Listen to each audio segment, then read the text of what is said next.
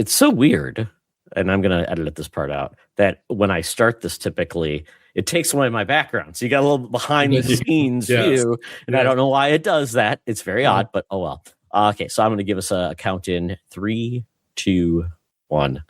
Welcome to the Fandom Foundry. This is the MakerCast. This is the official podcast where we talk to the people who make cool stuff that we love and hopefully learn something along the way that you someday might be a maker too.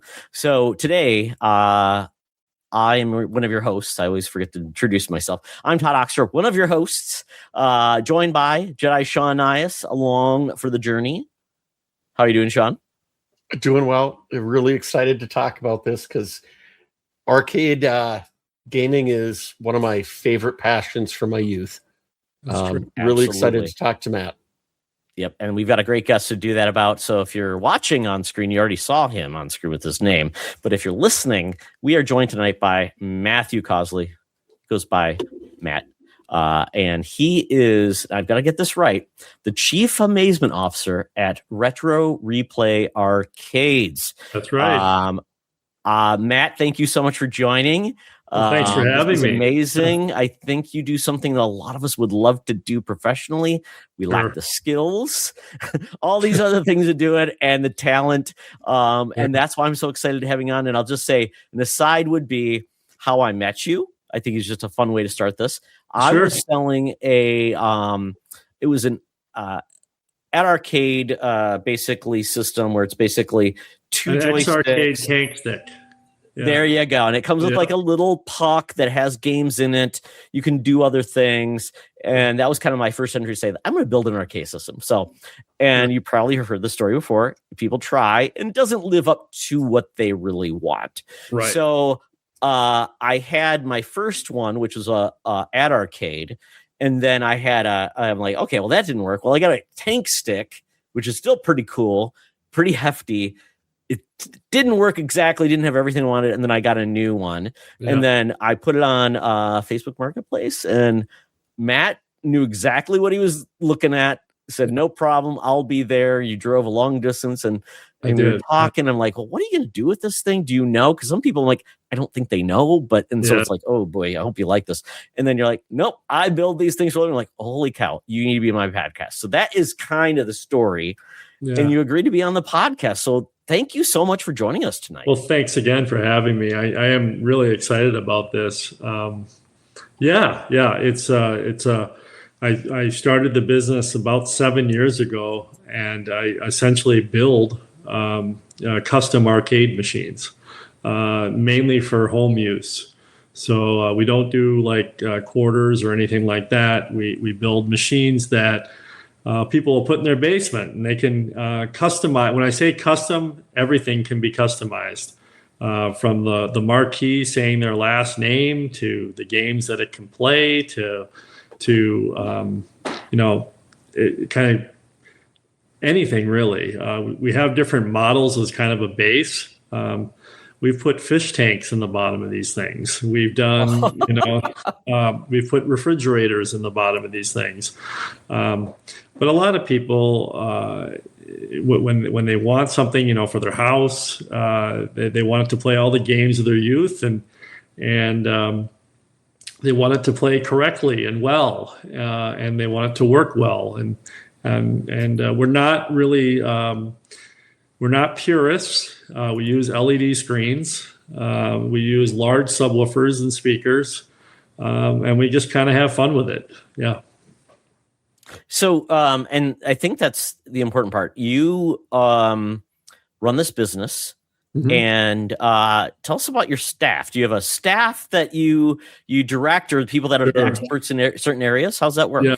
Well, I call my staff, it's sort of like bringing in the cavalry. So we usually bring in people when it's really busy. Obviously the holidays, it can be crushing, and the holidays are tough because you also have a deadline. You're dealing with a lot of moms that want to make sure that their arcade is there, ready and under the tree. And so that hard deadline of December 23rd is pretty much. We got to make sure that everybody gets their arcade by then. And they might order it in July, wanting it for Christmas, So we have to, like I said, be very prepared. Our busiest time of year is tax return season, like right now. Yeah, that makes sense. Because total sense. Thinking about that. How long does it take you to build one? Well, I always tell people about 3 weeks, and normally I can get it done in 2 weeks. If you're putting a gun to my head and said, Matt, start building an arcade from start to finish, usually about 2 days once I have all the materials and everything. And that's because you do custom everything. It looks like you can do custom header, you can do custom the marquee, the control deck, pretty much like everything. Highlighting the games that are on, whether it's a virtual pinball machine or a 2-player, 4-player arcade. We don't go too extreme. Like I know people do like 55-inch screens. I like to cut it off at 43. You can only be so close to something that big, right? Right. It gets pixelated. Like you don't want to do this when you're playing an arcade game. You need to still be in a space. Right. And I'll be honest with you. Yeah. I thought I was surprised to see 43 because you're 3-4 feet away. You are. Oh, not even that. You're like 18 inches, right? It gets pixelated.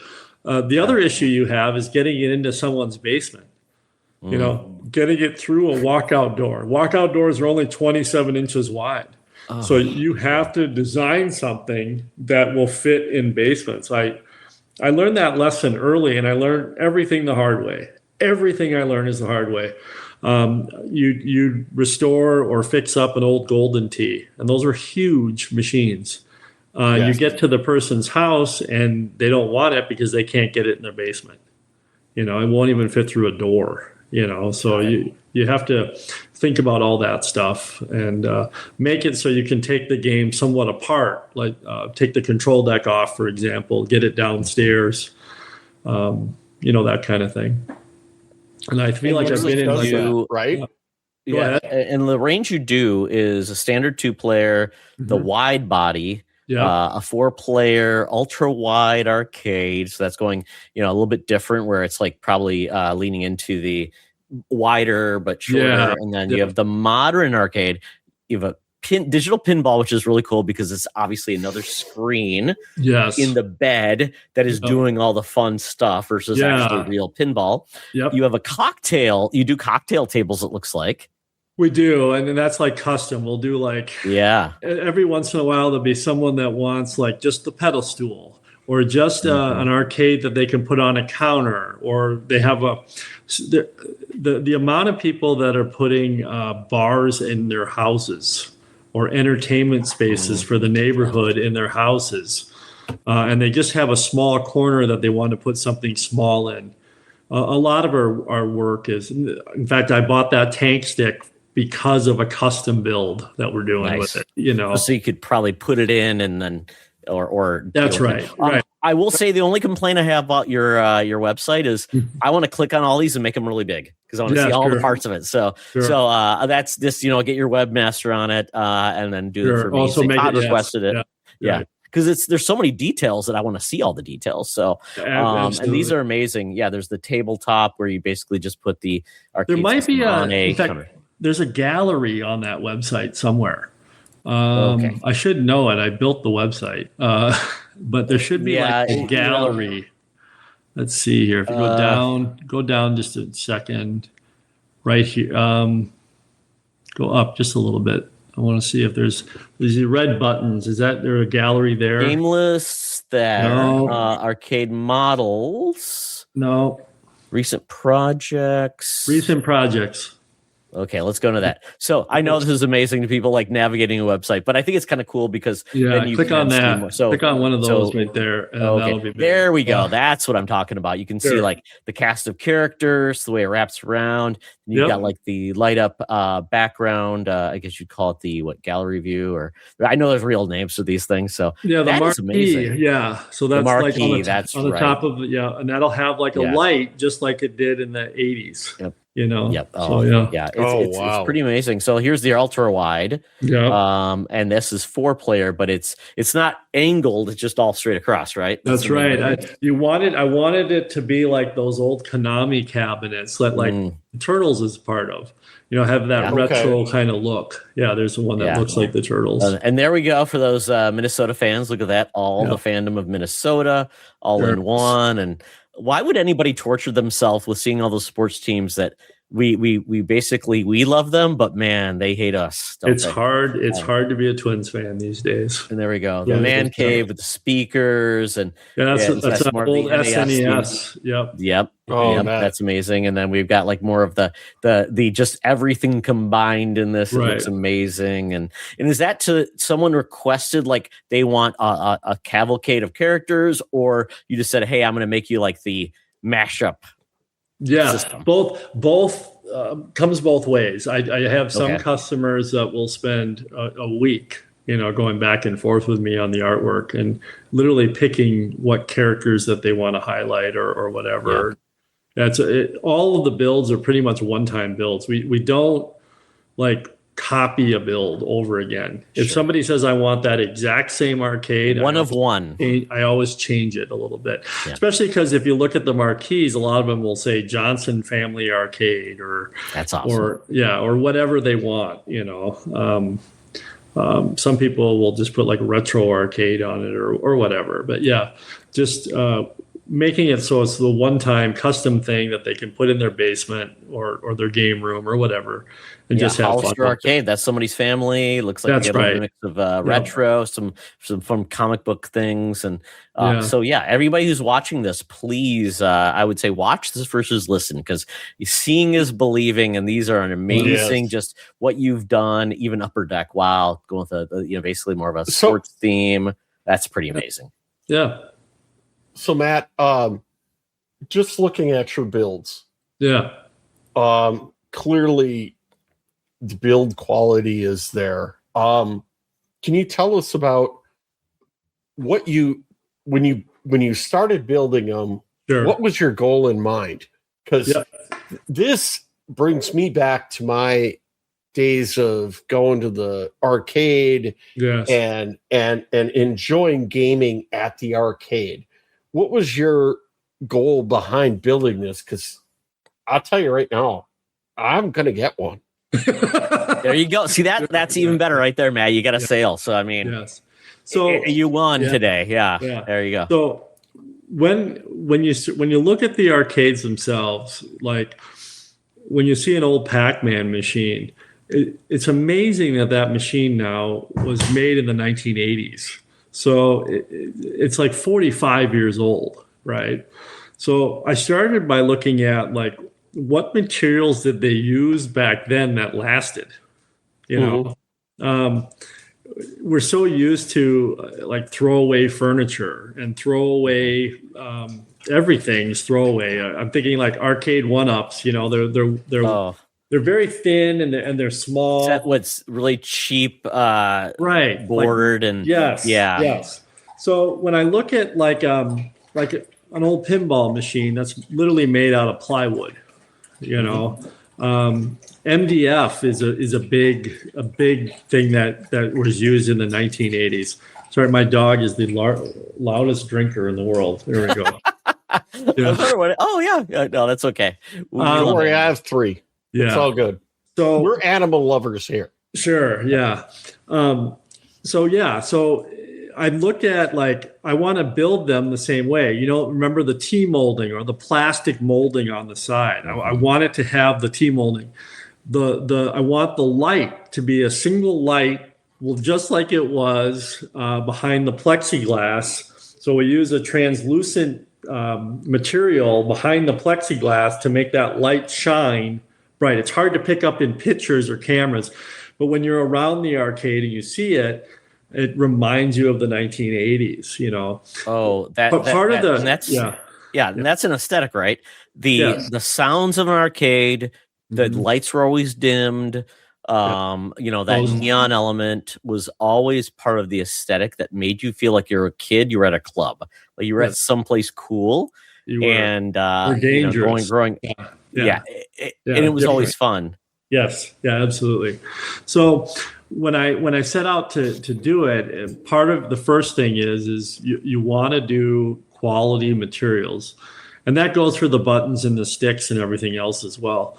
You want to do quality because otherwise you'll be fixing it all the time, So 3/4 inch MDF at minimum, they're heavy. They're built. If I've had some, believe it or not, like on deliveries, roll down hills. We stand them back up, dust them off, and get them. Wow. So they're meant to last. When we build them too, we're not just like tacking them together. We're gluing them, tacking them, screwing them. So that like we want them to be like so you can punch the side of it and hurt your hand kind of thing. We want them to be really well built. Then you go to the plexiglass. You want the plexiglass to be thick, but not so thick that it's distorting the screen behind it. Or you want the plexiglass to be really thick and feel good. We use plexiglass on our control decks as well. So you want that to feel good. Buttons, you want them to have a good spring. All of our buttons light up, which is, we didn't have that when we were kids, LED lights and things like that. Joysticks are essential. 4-way joysticks versus 8-way. Can you get both? That sort of thing. And then the sound. The larger, it's got to be loud enough that you need to turn it down. You don't want it maximum volume. And there's different. I mean, if you're playing Donkey Kong from 1981, that's like 2-bit sound. It's da da da da da da. But if you're playing a game like Mortal Kombat 2, where that attract mode screen starts and that bass drops, you got to feel that bass. It's got to not only respond to how you expect it to respond, but the whole sensory has to be there. You have to be able to get it as loud as you need it to be, or what have you. Yeah. I mean, and the range of products you make are pretty astounding. So I think it's kind of interesting. Pinball, obviously, totally different, but you've got your pinball fans who require certain things because they want that feel of pinball. Yeah, pinball is definitely tricky. Yeah. If you're a hardcore pinball person, you're not into virtual pinball. But if you're a casual pinball player and you love playing pinball, and you might have had your parents or your grandma and grandpa might have had a pinball machine at the resort, and you just want to see that game again. Virtual pinball is a great option. It's gotten so huge too. I think there's people that love it because you've got the realistic boards and you've got the boards that they decide, let's just have fun with it and just do whatever you want. Yeah, for sure. There's a new Star Wars board out there right now, and there's a Pokemon one coming out, which is just even crazier. Yeah, the Pokemon pinball machine is just crazy. All this stuff happens there's literally like an X-wing and the Millennium Falcon fighting as you're trying to play pinball underneath it. It's crazy. But if you want to get a real pinball machine, right? It's like they're like $6,000 a piece if you want a real one. So it's like, how can you even afford 12 of them? Right. And then if you decide, I only have $3,000 to spend on a pinball machine, well, then you're going to get an older one, and then you have to teach yourself how to fix it. Because they are going to break, and they're going to break repeatedly. So it's having a pinball machine is quite an investment, and it's a box filled with like bells, whistles, bumpers, and wire. Especially if it's a set one from the 70s or early 80s. It was only meant to last 10 years, not 30, 40 years. So even if they're well cared for or restored, there's always going to be some sort of problem with it. So pinball machines are a different beast, A brand new ones are, minimum finding the parts for them, right? Yes. Yeah. Like finding the relays, finding and with things online, it's a lot easier now. But if you've got limited, right? Yeah, if you've got like an Atlantis machine from, I don't know, or a Gorgar from 1981, that was a really popular machine. But if your board goes bad, where do you find another board? Like, where do you find another computer board for those kind of games? You almost have to sacrifice one to save the other, And I'm certainly not an expert in fixing them. I've been around experts and they're amazing. They do an amazing job. But it's virtual pinball was always attractive to me because of the cost, the variety of tables, and it gives you that kind of feeling. We have a couple of them upstairs, and when we have a gathering, people will go straight up there to play Medieval Madness or whatever, or Attack from Mars or whatever, because they love it. Yeah. So that leads me into kind of like, the business model is essentially, so if someone wants to reach out to you, and like you said, you have certain timelines and things like that, are you strictly only in the state of Minnesota, or do you?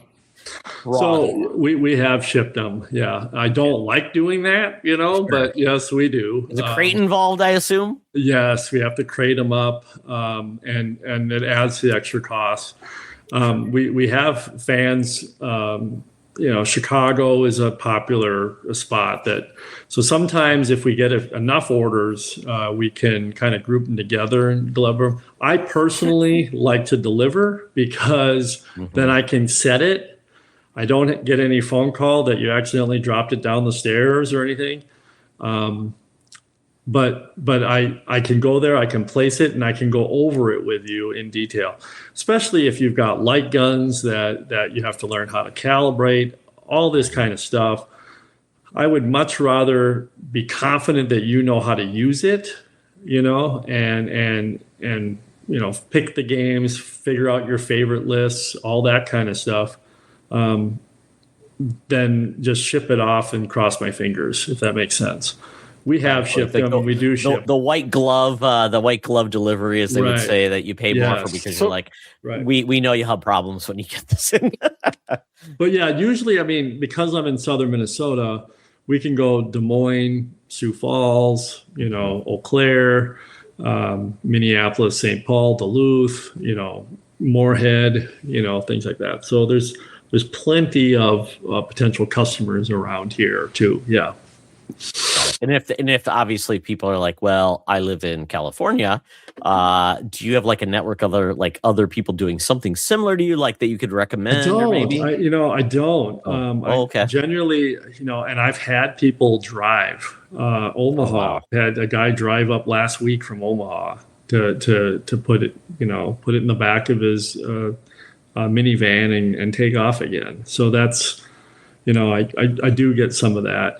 A lot of that is they have to figure out who you are. And, it's not like we have a giant advertising budget. We just, we get most of 95% of my business is referrals, That makes sense. Yeah, some guy will buy one and then his cousin, friend, uncle, whatever will call 3 weeks later and say, I want one too, and then it just keeps rolling from that. Yeah.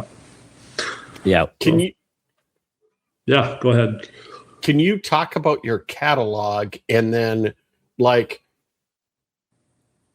set up in the house? Is it pretty straightforward for folks?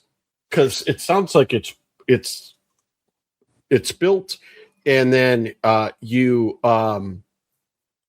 either somebody will pick it up, but what is setup like? Oh, sure. So you turn it on, right? It's delivered. You turn it on, and then do you need Wi-Fi switch on the back? Do you need internet? No, they don't. None of the games need updating. You know what I'm saying? So some of the games are 40 years old, and they just don't have updates. It's not like new Xbox games where they literally have updates I bought Assassin's Creed and I'm all ready to play it, and I got to wait 2 days for it to update.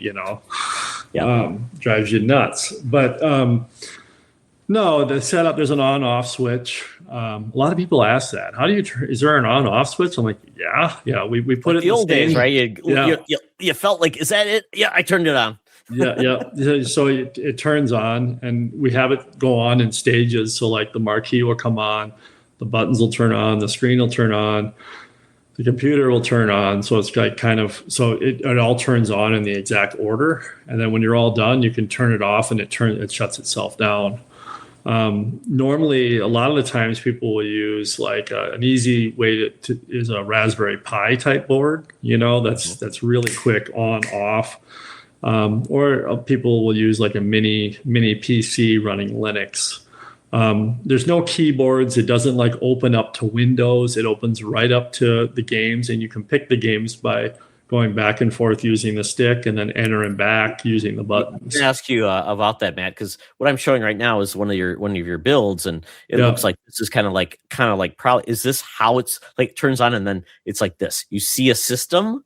Yeah, that's right. Yeah, or publisher, and then you go down the list just like that. Okay. Yeah, so it's all weird, right? You don't have to worry about how to control it, right? You don't have to do generally, like with systems like Battlesera or Emulation Station or whatever, everything gets button mapped early on, and then all the games just follow that same button map.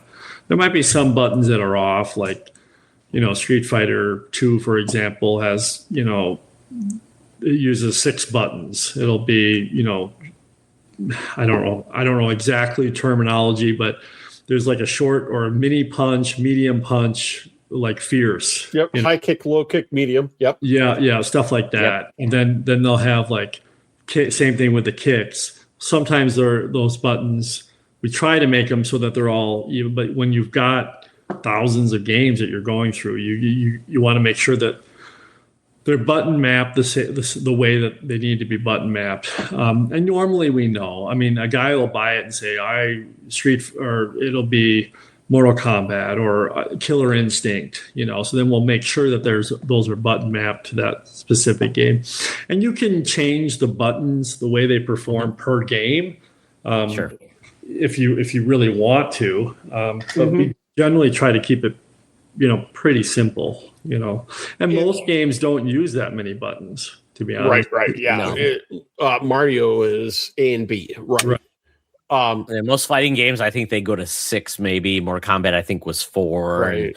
And, the weird ones are like even like the ones where it's like 2 sticks, like Smash TV, or it's just 2 because it's like direction. Right. You do that. So and a lot of times you can't. And a lot of times you just can't do that. Like people will say like, oh, like. I'm trying to think of a game with 2, like, is it Kung Fu that used 2 sticks, or Crazy Climber used 2 sticks? There's some odd ones that just had those things, and even like if it's got a trackball for like certain games like Millipede and then Golden Key. Yeah, if you've got a trackball, so yeah. Right. A lot of the times with those older games, using an 8-way joystick rather than a trackball is actually beneficial. Like, I prefer using a joystick on Centipede than I do a trackball. Oh, really? Yeah, I do. Yeah, but a lot of people like that's how they remember it. The thing about the nostalgia connection to these games is, I mean, I've seen grown men cry when they see the game, or that they we were talking before the show about Rygar, being this pretty simple game, not exceptional, but there's a connection that people have to that game because they played it when they were kids, So in that town of 400 people that a Rygar machine was in, for them to be able to see Rygar again and be able to play it would be like amazing to them. We can listen to the music that we all heard in high school. I can literally play Pearl Jam, Nirvana, whatever right now. But being able to play those old games again with all their flaws and all their that's what people are after. and to be able to, and that's what makes gaming so special, because it's not just that you remember the game, you remember the experience that you had and who you played with. I mean, we all played, like, say, Mario Kart to death, or GoldenEye to death in college, or whatever. People remember those experiences and who they played with, and those people that they played with might have passed away or something like that. So it's the connection to your past that you vaguely remember, then suddenly you do. I just had a guy in my shop 4 or 5 days ago. I fired up Excite Bike for him, and he was just beside himself. Oh my God. And it was probably the player's choice, whatever the game was, like the Nintendo arcade, where it had like 8 different Nintendo games. And it was like, wow, that's crazy. Right. So being able to play, that is what, it's really cool for people. So it's the whole thing. It's the artwork, it's the design, everything. Matt, I love what you're building. But one thing that I wanted to ask you is, so you said you created the family cave, yes, of a bunch of video games. Yep. What's your favorite? What is your nostalgia? Yeah, so like, what's the one game that I absolutely had to have? The one game that blew me away as a kid, and I wasn't even a kid, I was a teenager, was Time Crisis. Time Crisis is a great game. Yeah, it's a shooting game. The thing that was so beautiful about that game is the speed of the bullets. They weren't super fast, but they came at you slow and then sped up. So you always had a fighting chance. Time Crisis was just an amazing game. And it hasn't been until recently that you can really play it, because obviously that was first designed on an old CRT television. And if you know how light guns work, you know that if you record a CRT television, you can literally see it go black, and then back. And it goes so fast that you don't see it. Scan lines and all that stuff. Yeah. Yeah, you can look at a video on how like Duck Hunt works or whatever. Recently, so they've tried for years to do like light gun or light bars with it and stuff like that. And it worked, but it wasn't great, And then a couple of years ago, a company came along, Sindin. They do Sindin light guns, where they have a camera inside the gun. That gun is a game changer with that game. It just works so beautifully. It was just such a lovely, beautiful game, and that's a game that I had been sought after for years. And now with the Sindin gun, it just makes it really easy, and it's available. Matt, that is my plan. I want light guns. Yes. I want to do that. So I will probably be reaching out to you like for assistance on that. Sure. But you're absolutely right, because that's something about the arcades that I felt like can never be duplicated at home unless you have a way to rebuild some of those things. So like I was thinking, like my cousin's got one of the 1UP arcade, like it's the Star Wars system now. Yes, like with the yoke. It's got 2 games in it, and that's it. I think that's what it is, but it has like the certain control. And I love the fact though that you can bring some of those, because there's so many ways to do this, but light guns, being able to do that is just not available on consoles. So being able to do this in a way that brings it to life, that's amazing, because my wife loves the House of the Dead games. Yes. And that's what she loves doing.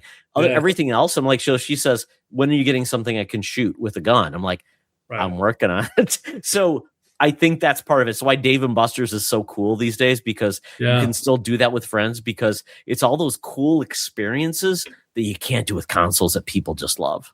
That's right. Yeah. And we've all seen arcades. They've changed so that you're like riding a bike, or you're on a motorcycle, you're in a car, you're putting on glasses, and you're on this thing, kind of thing. And they've gotten that's super cool. I love those kind of things. But for me, all those new games, they don't have that nostalgia connection. There's something about 90s alternative music that I have this like connection to, because that's what I listened to growing up. Mm-hmm. And that's the same thing with video games. There's something about Excitebike or Super Mario World or whatever that you just have that love for, or that sense. Yep. Yeah. I'm going to give you a dumb one that I loved. Mm-hmm. When I was a kid, Paperboy. Remember Paperboy the one where you were on the bike? Yeah. Yes. How long were you able to actually play that game, Sean? Because I think I died in 2 seconds in that game. Right. Well, yeah. So you go through the week. Stupid fun. Yeah. Yeah. Oh, yeah, absolutely. We got to Friday, it looked like a tornado had gone through. There was shit everywhere. You had to ride your bike through it. And that's what I really miss about modern video gaming, is those fun things that when we were at the arcade, right, or Chuck E. Cheese, that I really want to bring home. Yeah. Yes. It could be Paperboy. It could be The Simpsons. Marvel vs. Capcom, but where you've got the 4 players. Yeah. And I remember as a kid, I don't know if you had this, Todd, where your rival would put coins down and you would battle.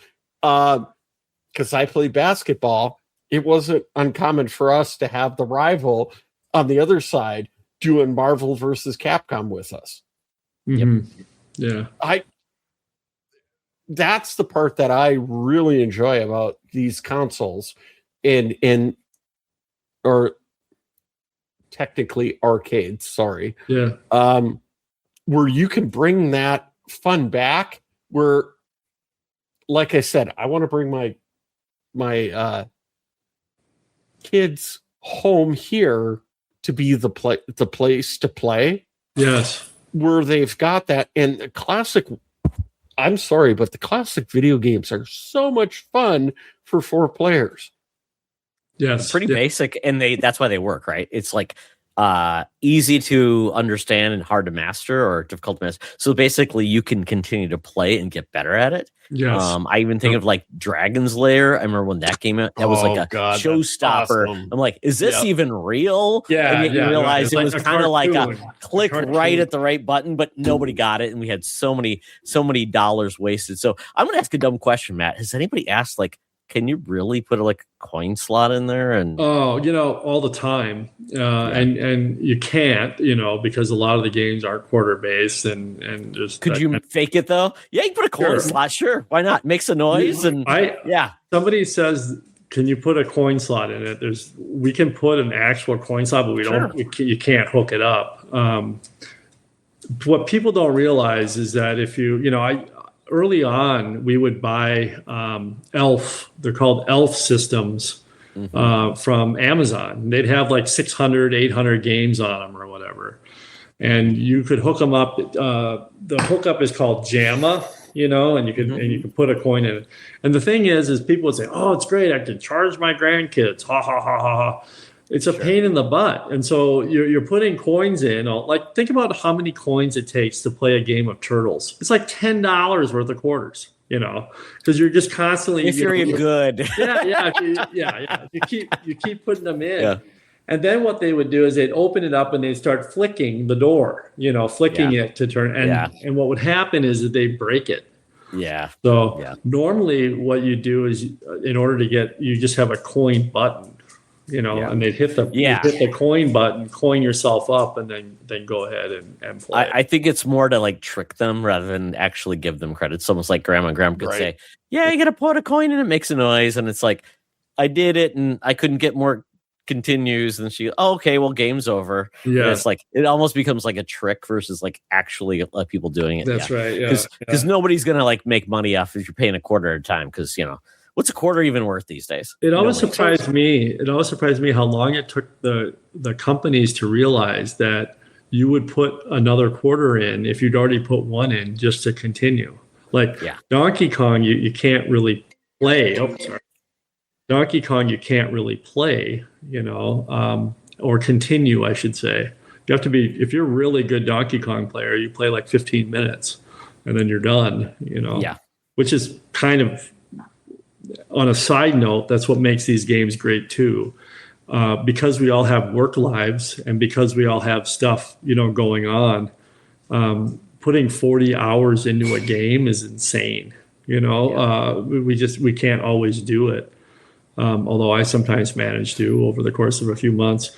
But being able to play like 10 or 15 minutes. We all do, right? We're busy, but I found time to like last night, I found time to play Resident Evil 9. So we all have our priorities and we'll see it land. So Matt, in regards to this, just, I think this is amazing.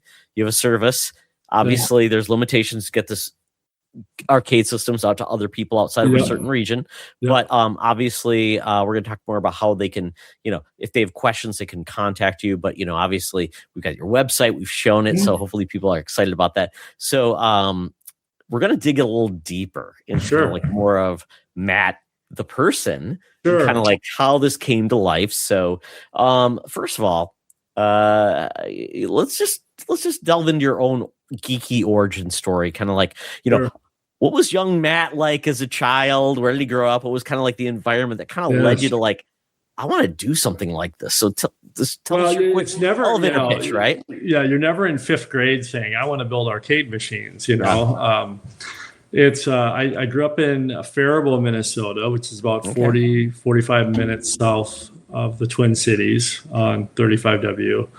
The real turning point for my parents were always great. I'd always get in. I remember getting a Nintendo, getting a Super Nintendo, that kind of thing. But what really got me was I got a job at 16 working at a movie theater in Faribault. And a hop, skip, and a jump away in the same mall was an arcade called Magic Land. And Magic Land was something where I could go. I worked, especially in the summer, quite a bit during. There were, big movies coming out at the time, like Jurassic Park came out during that time, and Forrest Gump, and it was really a magical time for movies. But it was a great time to be in gaming in the early '90s, because you still had old Pac-Man and Donkey Kong machines in that arcade, but you also had games like Killer Instinct that came out, and NBA Jam, and Mortal Kombat, and things like that. And we would go and I'd play all the time. I mean, I would have at least $3-4 worth of quarters in me, and I'd go and play on my breaks, and sometimes after work, if I'd worked a matinee, I'd stay for a little while longer and play those games. So that's where I really started to kind of fall in love with them. Then over the years, I got into, I went to college, for 6 years in Bethany College in Mankato. And I decided that then my first job out of college, believe it or not, was a newspaper reporter, which was really kind of fun. I did that for which newspaper? Faribault Daily News. I worked at my hometown newspaper. The hot topics of what's going on. The Faribault, it's a election, right? Yes, I did cops and courts, so it was quite nice. But I did that for a while. Got into communications work. Worked at a nonprofit in Mankato, Minnesota for several years. Mm-hmm. And then while I was doing that, I was always going back and tinkering with the games. I would buy old arcade machines, like, Golden Tees and stuff like that. That's about 2015-ish. And I would be working on them, figuring out, taking the old CRT TVs out that were just completely trashed and trying to figure out how to get these games working. Same thing with pinball machines. So trying to get them like to work. Buying a few and trying it out? Tinkering with them. Yeah, I'm big on marketplace, as you know. Yeah. So I buy a few, tinker, and then I decided, I want to build one of these so that it plays what I want it to play and is the right kind of screen. And you build yourself one, and your friend says, "Hey, can you build one for me?" And then I built like 4 of them for a buddy's wedding, and people really, really liked them. And you change the way you built them. You buy new equipment, and then I would say WCCO did a story on me in my garage, just working on it. And then the pandemic came along, and that was an absolute game changer. Nobody had any money to go vacation. Well, everybody, but they had money to spend on stuff in their houses.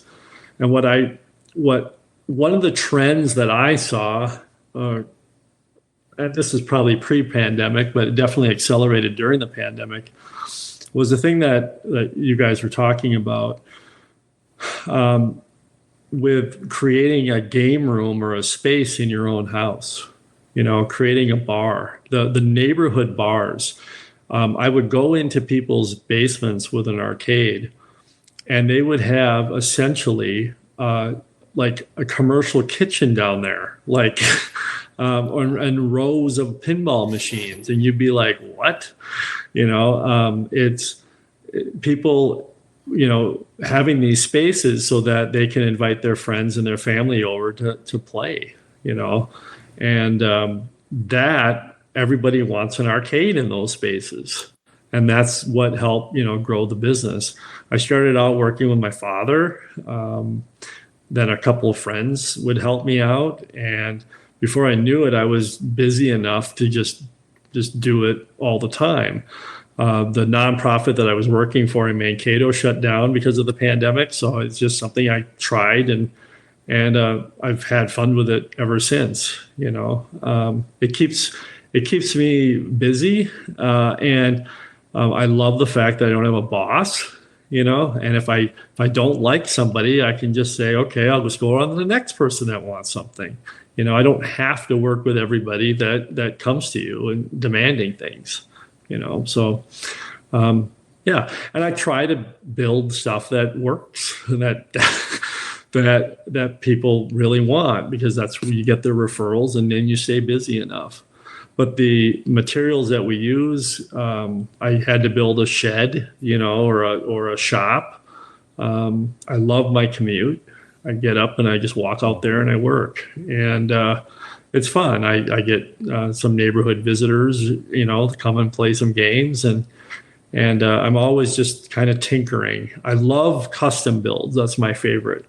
I feel like some of the builds, like that 2-player wide body, I almost can do it in my sleep. I just have all the jigs and everything, and so that gets a little repetitive. But for the most part, I love building the custom artwork and making each one sort of unique. And the best part for me is delivery, where the people see it and they usually are like, oh my gosh, oh my gosh, oh my gosh. Under promise, over deliver, and just make it so that they work. It's amazing. And I think about like the barcade scene has grown. Mm-hmm. People want to hang out, drink, and play games. In Minneapolis local, we have the Lit Pinball Bar. We have Up Down, which is a great place. And I've even noticed that they're getting people that make them arcade systems that have games that are like indie games too. It's like, I need you to make a game that does that. So we've seen that. And even I've gone to cons, like in local in Minneapolis, we have the 2D con and we have the video game con. And I saw they had an arcade system. I'm like, this isn't an arcade game I'm aware of. And it's like, obviously somebody had to build that for them. So that seems like, Matt, it seems like an area, it's like, you're like seeing that like there's an appreciation of it and ways to really take your craft and build something for people where they can really introduce new areas. Yeah, the custom builds. Some of the builds, we did a build last year where it was literally a room, like it was like and it's hard to describe. The console itself was about 16 feet wide or 12 feet wide in a U shape, and 4 people stood there, and it was a game show. And they would hit a button, and then they could change the game show to something like a murder mystery or whatever. But there were screens, projectors everywhere in this room. So yeah, we've done some wild stuff. Like I said, we've done them with fish tanks in them. I won't do that again. But water and electronics sounds like a perfect mix. But for the most part, they're not difficult to build, and you can go on Amazon, find the parts, and build one very inexpensively for yourself. If you want something really cool, really custom, you can pay for it. But like your build there, I'm sure it plays thousands of games, and I'm sure you love it, and that's what's kind of cool too. I have to show this to everybody because they probably are like, "What are you talking about?" I have to show mine. So there you go. This is my silly. Well, let's get the right view there. So this is mine. So what I try to make is something simple because my space is limited. Mm-hmm. I have the X Arcade VR thing, they call it. Basically. Plus it comes with a stand. So that was something critical to me, and I have this like. My TV is a 40-inch monitor, 1080p. No, I think it's 4K. But it also has a movable stand. So for me, it was like flexibility of moving it, doing whatever I want. That's fine. But obviously, then I've got a lot of work I have to do. It's not easy. It's not turnkey. A lot of build of like my mini PC and stuff like that. So I'm like, if you want to do the work, sure, why not? But if somebody will are even like, I don't want to deal with any of this crap.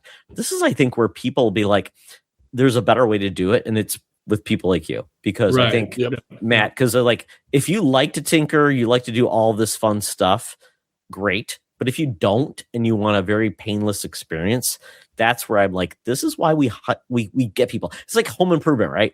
I can do that. It's going to look like crap. It's not going to be good. It's going to be painful. It's going to be 85 trips to Home Depot.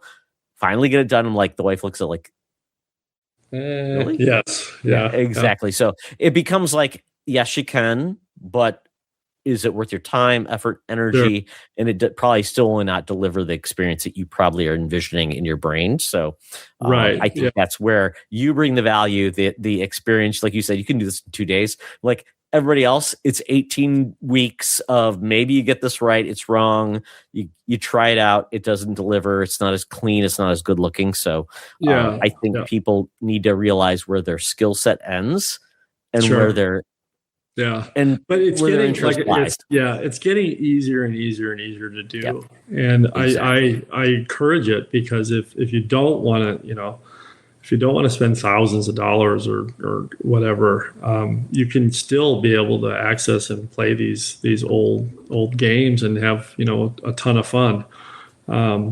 Whatever kind of system, that 40-inch screen that you have, do the games get kind of pixelated for you, or are they pretty good? It looks pretty good, depending what I run on it. But I mean, I'm still kind of like getting like where, I'm trying to figure out like what operating system I want to use, because I actually have Steam on it too. So it's a little mix of everything. But I know Batacera is like, it's a dedicated Linux build, so you boot into it, it's good to go. So I got to figure this stuff out. So like once again, I'm learning along the way. But like when I say Linux, that should scare the crap out of most people, because you hear that like, what's that mean? Yeah, if you don't know what Linux is, don't even start, because it is a thing. Right. Yeah. So there are tons and tons of different challenges with other games and things like that. And it can get frustrating. Even myself, it's like, I want to do assign keys, and I'm like, I could do this and that, and I'm like, sometimes you just should not manage the. Yeah, but the technology, and like with the light guns, the technology is improving. With those light bars, you had to stand on like almost an X, and it would be different per games. Now it's like it's very cool. It's very cool, very intuitive. And you're right. A lot of these are plug and play. That's the other thing with the system is. like if a button were to go out, how do you fix it? Yeah. And that's and I try to always. I don't try to. I'm not into soldering, things. So everything that we use is plug and play. So a customer can fix it themselves, and we show them how to fix it at delivery, because inevitably you're going to have a button that goes out, or something, or a stick that wears out over the course of several years. So yeah, being able to replace those things and everything like that. Yeah, that's a big value, to have someone who can support you through your process, your purchase, and be there for you, which is quite honestly, if you do it your own, then good luck. So Matt, we've kind of covered off the things that your business can do, what got you here. So now I've got some hard-hitting journalist questions. All right, fire away. So really quickly, my favorite question, I think, is going to be awesome, but what was your favorite build you've done so far? Okay, so my favorite build was one that we done recently, where the customer really, I've done so many builds that they kind of run together. I think of it as a project, and part of that project is the customer as well on the other side, and this customer, for privacy reasons, I won't say his name, but he was autistic, and he's an older guy on the spectrum, but he would pass as not being autistic. I mean, he was, but we built him a game, and he wanted it a horror theme. I'm like, oh boy, so Friday the 13th, stuff like that. It was just a really special build. When I got there, they're having a party for him. He's always wanted an arcade. He's probably in his mid 40s, and he was absolutely blown away. In the end, we were hugging, and that's the kind of thing. I could build 1,000, and I have cabinets, with screens and games in them, but it's that connection that I really enjoy. It's funny to me too how many of my customers become Facebook friends. And we once in a while, there's a couple of kids that I have disabilities, and I talk to them every couple of months, about a particular game or about this or that. So it's those relationships. Favorite builds, they sort of, like I said, run into each other, but for the most part, it's more like favorite customers or favorite projects that to me make it fun. We have miserable customers too. That just that's probably I was gonna what's the most challenging part of the business, which would probably lead there, right? It's no one has patience now. So when you tell them it'll be 3 weeks, 3 days later, when they're asking for an update, then that, okay, we've got to, unfortunately with me, and I probably shouldn't say this publicly, the squeaky wheel always gets help first with me. Because I don't want someone at night worried that their machine isn't going to get built, or panicking, because some of them it's a big investment for some people, so some customers it's been hard. I've had customers sit in my shop and literally watch me build their arcade machine. They're just so anxious for it, and that's okay. I've had some customers take apart their arcade machine to figure stuff out and then wreck it. So then you're like, okay, if I can put it back together for you once, and then, and just warn them, please don't do this anymore. Yeah. This is not a warranty thing when you take everything apart, kind of thing. So, but yeah, I tell each one of my customers, you're in the club now. So if you have any questions or anything like that, just in our break here, a guy was asking me how to calibrate the light gun, and I don't expect everybody to read the directions, so you just have to explain how to do it. And I get most of my questions at night, when people are off of work and stuff like that, Sure. but that's fine, Yeah, there's a lot of TLDR, right? Too long didn't read. Yes. We all are in that base. Like, yes. I thought it would be easier than this. Totally. And if you're responsive, then they'll ask you over and over and over and over again. Oh yeah. Oh, he's up, so I'll just ask him again. He's responding. Right. So it becomes like your wife's like, and some of the questions are some of the questions are just, the bomb button doesn't work on this particular game, and you'd be like, well, did you collect any bombs? Oh yeah, okay, that kind of stuff. No, like the Nintendo hotline. Yes, you end up being like, they're never going to ask you like, how do you beat that guy? I'm like, that's not my job. Right, yeah. So, I was looking down at my phone and I saw the build outs you have. Yeah. If you were to recommend a build out, I think I know what I would go with. But what is your build out as a fan you would go with? The first question I ask people, one question. Are you going to be mostly playing by yourself? And be honest. Are you mostly going to play by yourself, or are you going to be playing with a bunch of other people? And most people will play these games by themselves most of the time. Mm-hmm. The 2-player wide body, to me, is really the perfect size of machine. 32-inch screen, 2-player. It's wide enough so that if your buddy comes over and you want to play a game, you can play. You can stand next to it, because it is wider than an old arcade. Is this the right one? Yeah. So, man, I'm showing it right now. Is that the right one? That's the one, and that's the one like a lot of you see the one in the corner there has got Minneapolis glass. A lot of companies will buy that one, for their break rooms and stuff. That's a great machine. If I was mainly going to play with shooters, I'd want a larger screen, that kind of thing. Would that work with the wide body work for that or no? Yeah, it works great. Yeah. Okay. But if you, like I said, if your dream is to play, Time Crisis or House of the Dead or Jurassic Park or whatever, having a larger screen is nice. But for the cost and point and everything like that, the 2-player wide body is the way to go. And I often talk people out of 4 players, Okay.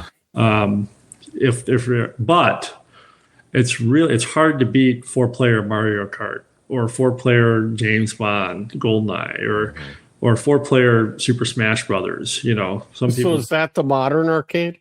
That would be the ultra wide that they're showing right there. So this ultra wide 4-player. The same. All the modern is a slightly different design, a little bit bigger control deck, and a little bit beefier sound system.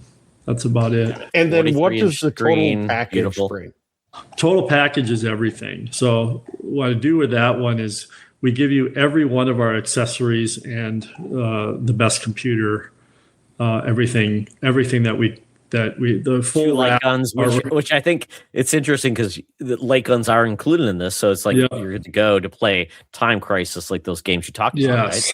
Yeah. And it's pretty much your whole childhood in a box, basically, as far as just make sure you got the space, folks, because Matt can't make your room bigger. Right. Yeah. We do all the measurements and stuff. And luckily for, most of the arcades, they can fit downstairs and things like that. It's one of the first challenges that you have is you have to make it so that it can fit anywhere. A lot of people have basements and a lot of people don't have walkouts. So you got to get it. I don't. My old one did. Is that going to fit in my basement? Yes, Matthew. Exactly. It's funny because basements also are a regional thing because a lot of places they don't have basements. That's right. So, yeah, Kentucky. We were in a neighborhood in Kentucky. There's no basements. It was always just flat. Or goes upstairs, right? And it's like, oh, going upstairs is less fun than going downstairs. You're telling me you take an old Victorian house in South Minneapolis and you try to put a big arcade in, painful. Yep, it is painful. A lot of older houses too have straight stairs, and that makes it easier. Yeah, it's just straight. Yeah. So when they start turning, have a landing. That's the part where it can often go, all right, let's measure that landing, to make sure it'll fit, that kind of thing. All right. So let's so we got a actual, I would say, educational part of the show. Sure. Matt. So what advice would you give to someone who wants to do something like this, but obviously, I guess I'm the prime candidate. Less budget, less skills. What would you recommend? How would you say? How do you want to get into this retro gaming environment? What would you recommend as kind of a basis of skills or training or just build your own cabinet kind of thing? Yeah.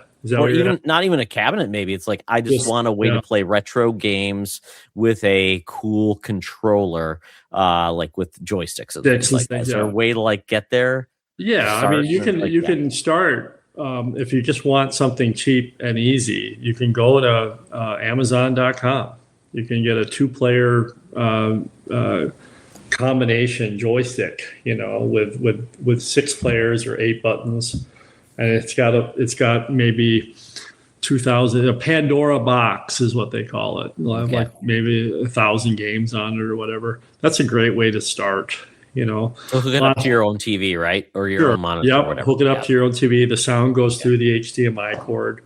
Yep. And, those are a lot of fun. I've had some people I've seen where they build something and then they put those boxes in there with the sticks and buttons, and that works great. Amazon sells those all day long. That's a very cost effective way to start. If you're looking for the whole experience, there's a lot of different disciplines that go into making an arcade. You have obviously woodworking, graphic art, and there's a little bit of wiring. Yeah. Not so much nowadays. You can find some kits on Amazon that are pretty much plug and play, but you can get the buttons and the sticks. I've always thought it's a lot of fun to build your own and just to see what you can come up with.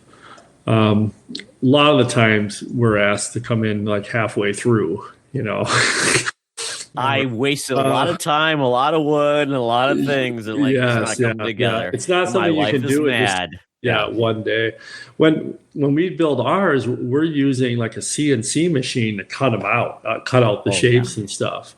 So it's we're beyond a jigsaw and but there's plenty of videos online where people have explained how they've done it.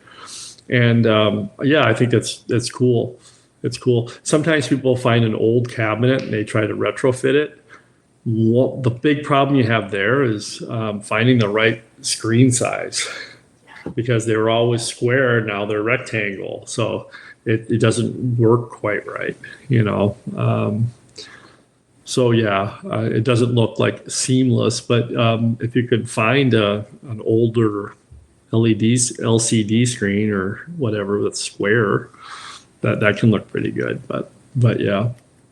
It's like the people that wanted to recreate the old the Victrola radios and put a Bluetooth speaker in. You could do it, but it's just not. Yeah, it's just not. It's not what you want. Quite right. Yeah, right. And I've always I've never tried to build. I've seen people build them with CRT screens in them because they want that look or that feel. Good luck with that supporting the heft. Yes, yeah, they're really heavy and they're getting really expensive.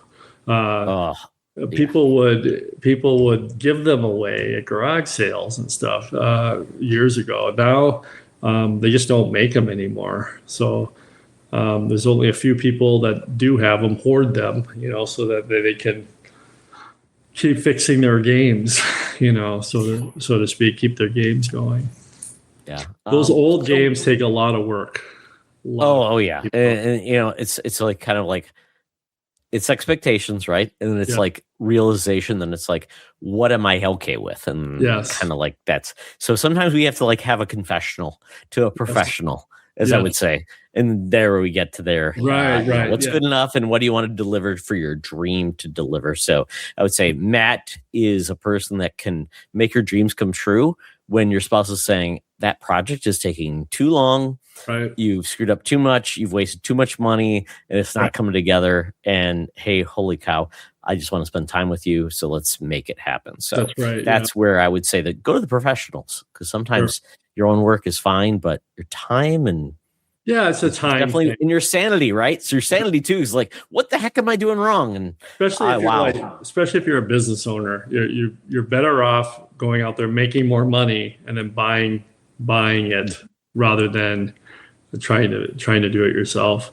Because I take a lot of calls. I have so little time, and it's like I can spend with my kids or be in a place where like I'm swearing a lot and it's not we're coming together. So yeah. So that gets me to the next spot of, this is kind of like a fun one. So what games are you actually playing now? Because obviously you talked about Assassin's Creed, but I mean, what is your like, not just arcades, obviously, but it sounds like you're a gamer in general. What's the game you're excited about now that you're playing? Well, some of the games that like I've been playing a lot of shooter games lately. I've been playing a lot of House of the Dead. Perfect. I've been playing a lot, like I said, Time Crisis and things like that. My favorite game of all time is Donkey Kong, 1981. Because of the difficulty and the 4 levels. Sometimes I don't play it for a year, then I pick it up again, and I just those games are so rhythmic and they're so patterned. I'm sure we all know someone that can play Pac-Man for 2 hours, because they know the patterns. It's the same thing with Donkey Kong. It's just a beautiful game, and it's one of the first games that actually the creator of I'm not going to even Miyamoto. Yeah, I was right? not going to attempt to pronounce his name, but that's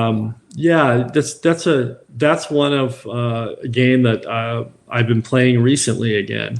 It's just so much fun. And you can point press on it, and there's always those little glitches. There's also a lot of really rich history, with the King of Kong, the great documentary. Yep.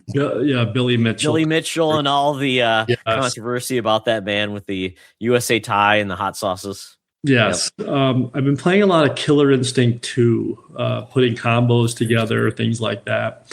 I don't play an awful lot of console games anymore. I wish I could, but I've got 2 limitations. Time. I think the last big console game I played was Breath of the Wild. And I do play Assassin's Creed. I tend to get obsessed with things, so then I play it night after night after night, which is not always good because sometimes those games will literally last forever.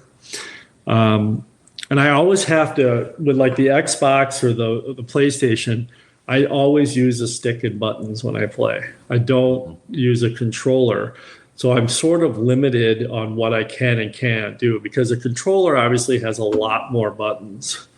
And one of the reasons is, and I haven't talked about this yet, is my hand. I have a left hand that I ran over with a table saw years ago.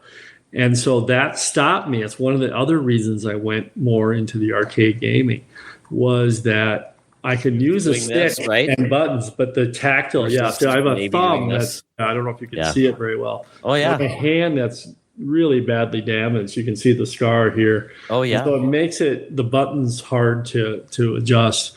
So, I'm often playing with sticks and buttons, much like that X Arcade, putting it on my lap and playing that way. What I wanted to do was build a machine, and that X Arcade stick works great, that I can plop the stick into and play or pull it out. put it on my lap, and then play something else. Yeah. So that's, I've already taken all the cords off of it and redone it so that it all has connectors now and stuff like that. So it's very cool. And I mean, I love have a shop, right? Yeah, I do. That people can come to. Yep. I have a little room with a bunch of examples of games.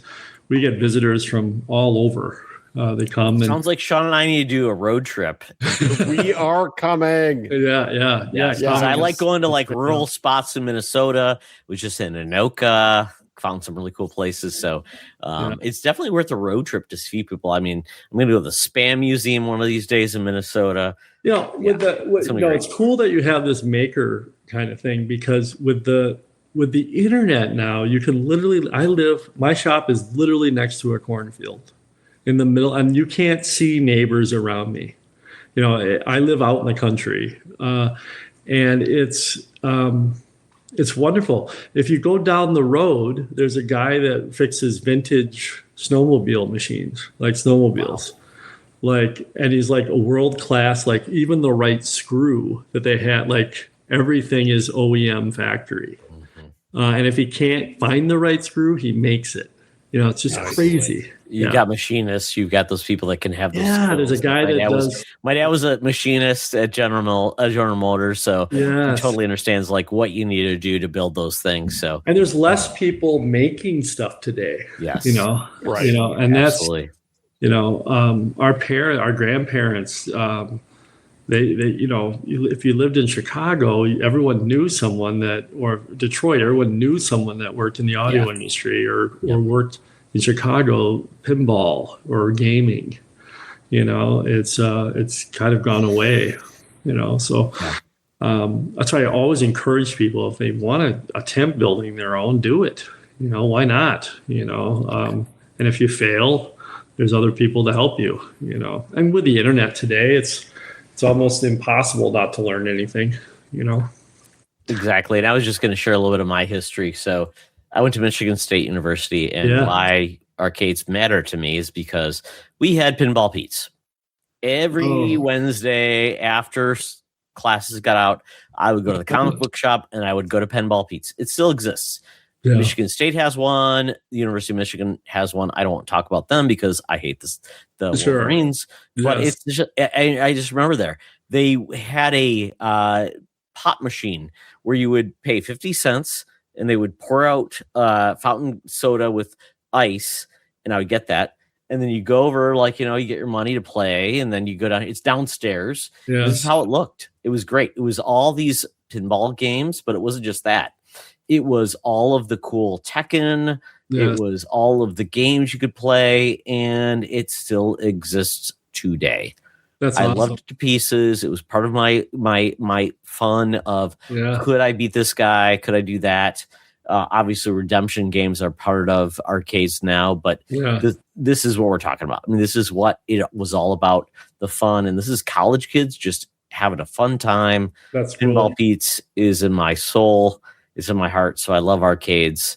It's going to be where I lean, and hopefully my son will enjoy it in the future. And obviously Sean is going to look into this for his kids, because obviously it's far different than we grew up. So with that, Matt, I want to end with what projects you're doing that are really exciting for you. Obviously you may be able to share, but what's on your radar of this is what I'm going to work on or what I'm going to do that should make people excited in the world of arcades. I've got I'm working on a machine right now that has a marquee that's digital.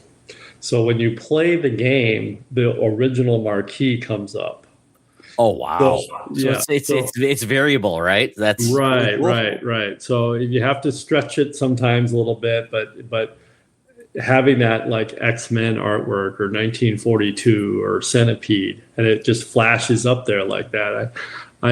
That's something that it's possible, it's been done before, but it's something that I'm sort of working on. I think that's, to me, that's a lot of fun. Another one is finding digital bezels, because a lot of the games, of course, are 4x3. and finding the correct bezel to go around it that has the instructions on the game on one side, stuff like that. So that's another thing that I'm constantly kind of like tinkering with and things like that, just to make them just a little bit more polished or a little bit more user friendly. I'd love to be able to have a digital, like be able to have certain buttons only light up on certain games so you knew what buttons to push. Yeah. That would be amazing. You're always thinking of like stuff like that. But really what keeps most of your time going is getting the games to work, and trying to find those obscure things, those obscure titles and things like that. And, you've got like the next generation. Like Sean, you were saying you have like a 12-year-old, my customers are getting older and older and older because we're all getting older. And we all have that nostalgia connection. It's fun to me when a 20-year-old is asking questions about the arcade machines. They saw Stranger Things and they saw them play Space Invaders on there or Defender on there. Or Miss Marvel had a Street Fighter 2 scene. And they're asking questions about that. So it's, to me, talking to the next generation about like what they're missing on some of this stuff is pretty cool. And we were talking before the show too about some of these games being re-released or redone, which is really, really fun to see. Or the new versions of that's what you're beat 'em ups that are going to be able to be like, hey, because a lot of the things you do could run on because they're very much pixely and done they could run on the systems you make, and that's kind of cool. Yeah. Well, there's a lot of I want to share like that. That. I want to share one game that's coming out, and this is near and dear to my heart. There's a movie coming out this summer with a certain man that's a he-man that when they're making a game that's going to be amazing. And I'm like, I can't believe they're doing this. And I'm going to share it on screen. And I just am so excited. I'm like, Matt, this game will run on your systems. I have no doubt because it's like it is pixely goodness. So I'm going to share this, and I'm going to end with this because I think this is so much fun. So here we go. This is that He-Man and the Masters of the Universe, Dragon Pearl of Destruction. I'm going to play the trailer. Wow. Just like Turtles. Look at this. Yes. Can you imagine if that came out in 1994? My God, there's been no good He-Man games. This makes me so happy, and this is perfect for the type of games that can run on your systems, can do this with multiple players. It's perfect for that. And I'm like, this is amazing. And I think there's no end to like nostalgia of games or animated properties that got She-Ra in a it? good game. It sure does. It does. Has She-Ra, has everybody. Awesome. Yeah. I mean, look at this game. It looks amazing. In my man cave, I've got a Skeletor, a He-Man. I've got Castle Grayskull. Just a little homage to He-Man. He-Man also has it's Masters of the Universe, has a great, just a wonderful virtual pinball table. That's amazing. I need to check that out. Yeah, it's amazing. Yeah. Do you have it on yours? Yeah, of course. Oh my it's goodness. I have the power, and then multi-ball hits. It's a lot of fun. Goodness, so good.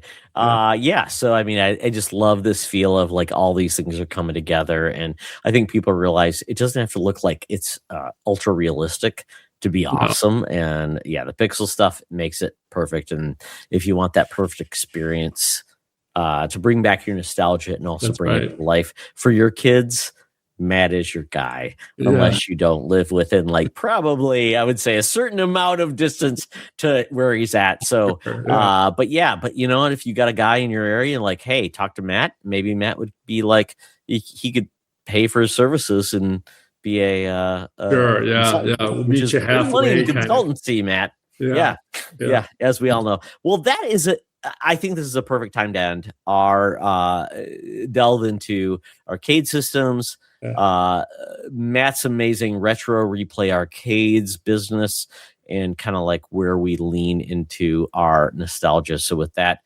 Sean, any other question you want to give Matt before we say adieu? Matt, thank you. Thank you. Yeah. We learned a lot, and super excited to get a beast from you. Yeah, well, thank you. Yeah, hopefully we'll be talking soon. But yeah, so it was great listening to both your stories and seeing some of your old arcade hotspots. It's literally, I get to do that. I'm so privileged to be able to get to talk to people about the games that they used to play and their experiences. And yeah, it was. I had a lot of fun. Thanks for spending a little time with me tonight. I had a blast. So thank you. I will say this, as a young kid growing up in rural Michigan, the fact that my little town of Metamora actually had an arcade is kind of crazy. And I was so happy for that. But there was places I could play, bowling alleys and grocery stores. And we had Showbiz in Michigan, so people had Chuck E. Cheese. But those are part of a formative life, and I want more people to experience that. So Matt is your guy. So with that, Matt, thank you so much. Matt, tell people where they should check out your stuff. If they have questions, if they want to order from you, where should they go? RetroReplayArcades.com. I literally have my phone number on there, and they can text me, email me, whatever. We're a very small operation, so but with that small operation, you get an expert talking to you about these games and building. We pride ourselves on building exactly what you want. So I appreciate it so much, guys. Thank you very much. Absolutely. Are you on socials other than just the web? Or no, Facebook, Blue Skies, or anything like that? I've got a Facebook page. Unfortunately, and we have an Instagram page. Okay. But yeah, we're kind of old school. We're not TikTok users. No, I'm not quite a TikTok user. Okay. We'll bring in the retro. We're retro in the social media fields too. We'll do our best to bring you on Discord, because that's where I'm at. Oh, but sure. We need an expert, right? We might need an expert to say, what can we do? We'll bring you in as necessary. So thank you so, Matt. We're gonna when we get this out there, we're gonna spread you across the interwebs, and thank you. Hopefully we can find new people to introduce you to. So thank you so much. Very much. Yeah. Have a great night, guys. Yeah, absolutely. Matthew, the Fan Foundry. Thanks, bud. Can appreciate it. Yeah. More. Thank you so much. Yeah. So, thank you. Have a great night, guys. So with that, I was going to say where you can find us. We're at the Fan Foundry, and you can find us on all things around the web. We're at the Fan Foundry within Blue Skies, Instagram. We have a YouTube channel. We have a Discord channel. We also have a website, and we also have a thread store on our website. And please check out all the stuff. If you like this video, please like, subscribe, and share. We're also on Apple and Spotify podcasts, and also on Google Podcasts. So hopefully you enjoyed this. Please like, share, and tell your friends you like the Fan Foundry, because we can do more cool stuff like this. So that's me, that's Sean, that's Matt. Guys, it's been a wonderful time talking about these awesome things that we love that make our lives so much better. So with that, I want to say thank you to everyone. And you know what? You may not be a maker today, but you can be in the future. Have a good night and good luck.